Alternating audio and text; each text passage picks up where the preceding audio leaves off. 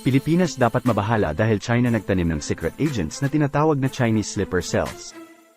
Isipin mo ang isang banta na hindi nakikita, ngunit sobrang lakas, na maaaring magpabago ng kapalaran ng mga bansa. Paano kung sabihin ko sa iyo na sa kasalukuyan, sa mga abalang kalye ng Pilipinas, maaaring may nakatagong puwersa, naghihintay, at kayang magudyok ng isang alitan na kumakalat sa buong mundo? Ngayon, tatalakayin natin ang mga detalye ng isang balita tungkol sa mga umano'y Chinese sleeper cells, mga secret agents na maaaring nakabaon sa puso ng Timog Silangang Asya, handang sumalakay sa kahit anumang oras. Manatili sa amin habang binubunyag namin ang nakakabigla at nakakabahalang mga epekto ng modernong Trojan horse scenario na ito. Ito ay hindi lamang isang kwento, ito ay isang posibleng katotohanan na maaaring makaapekto sa ating lahat. Maligayang pagdating sa Pinoy IQ Channel. Kamakailan lamang, ang buong Pilipinas ay nabahala dahil sa mga press release ni dating kalihim ng interior ng Pilipinas, Rafael Alunan III, tungkol sa mga sleeper cells ng China na nakatira sa bansa. Ang mga sleeper cells ay mga grupo ng mga secret agents na nakaabang at i-activate lamang kapag sila ay binigyan ng utos upang magpatupad ng mga posibleng masamang gawain tulad ng panghihimasok sa gobyerno o terorismo. Naku mga ka-IQ, mag-comment nga kayo kung palagay nyo dahil bata sa issue sa West Philippine Sea South China Sea Territorial Dispute. Kung mayroon man, ang mga ganitong entity ay may potensyal na magbago ng geopolitical na sitwasyon, lalo na sa gitna ng mga territorial disputes sa pagitan ng Pilipinas at China. Sa video na ito, matutulungan natin ang bawat Pilipino na maghanda upang labanan ang mga sleeper cells na ito. Masasagot ang mga tanong na dapat mong malaman. Ano ang mga kamakailang akusasyon tungkol sa mga sleeper cells ng China sa Pilipinas at paano ito nakaka-impluwensya sa kasalukuyang territorial dispute sa pagitan ng dalawang bansa? Paano ginamit ang mga sleeper cells sa kasaysayan ng mga estado upang magpasok at mag-disrupt sa mga target na bansa? Ano ang mga implikasyon ng mga akusasyon tungkol sa mga sleeper cells sa geopolitical na dynamics at diplomatic relations sa pagitan ng Pilipinas at China? Ano ang mga hakbang na inaasahan mula sa pamahalaan ng Pilipinas at ng mga mamamayan upang masiguro ang pambansang seguridad sa gitna ng mga akusasyon tungkol sa sleeper cell? Paano ang narrative ng sleeper cells ay nakakasama sa mas malawak na discourse sa geopolitics at ano ang mga ripple effect nito sa buong Indo-Pacific realm? Bago ang lahat mga ka-IQ, nag-subscribe ka na ba? Please subscribe and share this video dahil napakahalaga na malaman ng bawat Pilipino kung ano ba ang sleeper cells. Sa kasaysayan, hindi bago ang konsepto ng sleeper cells. Ginamit na ito ng iba't ibang mga entity, estado man o hindi, upang magpasok, magtipon ng impormasyon, at kung minsan ay mag-disrupt ng mga sosyo-politikal na kalagayan ng mga target na bansa. Isang halimbawa nito ay ang paggamit ng sleeper cells ng Soviet Union noong panahon ng Cold War, kung saan ang mga ahente ay nagpakalat sa mga bansa sa kanluran, kasama na ang Estados Unidos, at naghihintay ng utos mula sa Moscow. Ang kilalang Cambridge spy ring ay nagpapatunay kung paano nakakaapekto sa pambansang seguridad at internasyonal na relasyon ang ganitong mga clandestine operation. Sa mga ganitong kasaysayan, hindi ba't hindi malayong paniwalaan ang mga akusasyon tungkol sa mga sleeper cells ng China sa Pilipinas?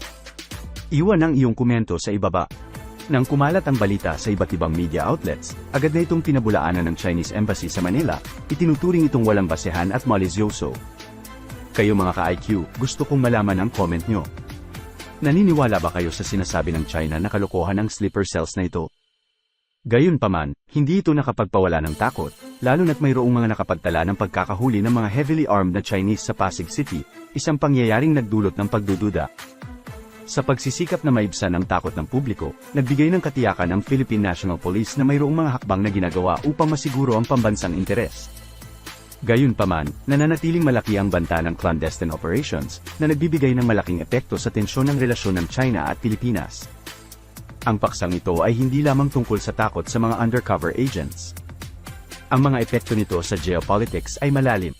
Ang South China Sea o West Philippine Sea sa side ng Pilipinas ay matagal nang pinag-aawayan dahil sa mga kayamanan at estratehikong ruta sa karagatan, na nagiging sanhi ng mga territorial claims at counterclaims.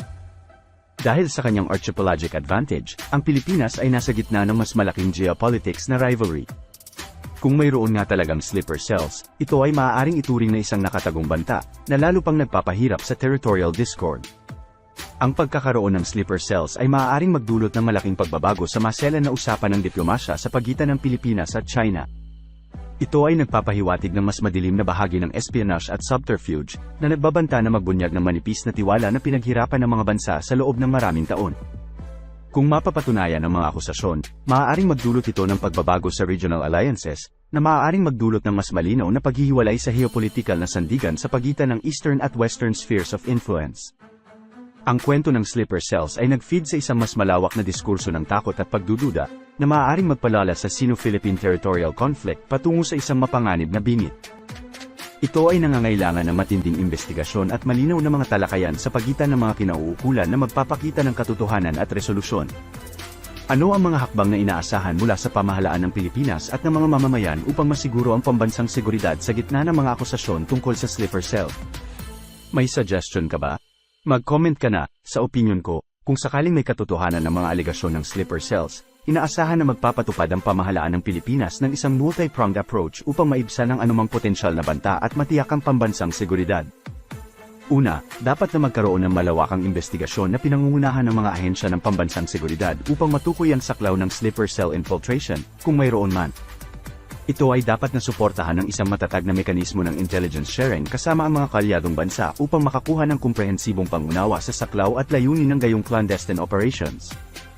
Sabay-sabay dapat makipag-ugnayan ang pamahalaan sa mga bukas at malinaw na mga talakayan sa China upang tugunan ang mga alalahanin at magtrabaho tungo sa pagpapalago ng tiwala at kooperasyon.